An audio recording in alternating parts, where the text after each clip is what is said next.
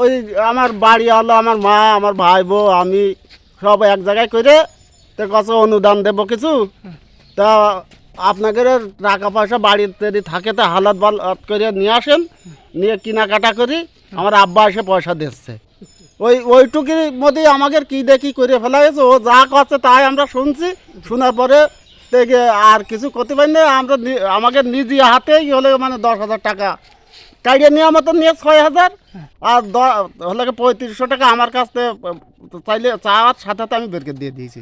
আচ্ছা, এই হচ্ছে কাহিনী। ফিরে 10,000 টাকা এইভাবে হাতিয়ে নিয়ে চলে গেল। 10,000 তা বাড়ি কয়জন লোক ছিলেন? বাড়ি ছিলাম গড়ে 4 জন আমরা 3 জন 4 জন।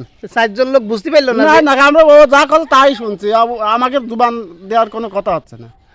তো দর্শক দেখেন এখানে প্রায় কিভাবে 10,000 টাকা বাড়ির পাতে হাতিয়ে নিয়ে গেছে। 4টে লোক বাড়ি, কিন্তু তারা বুঝতে পারেনি যে টাকা তাদের কাছে হাতিয়ে নিয়ে চলে যাচ্ছে।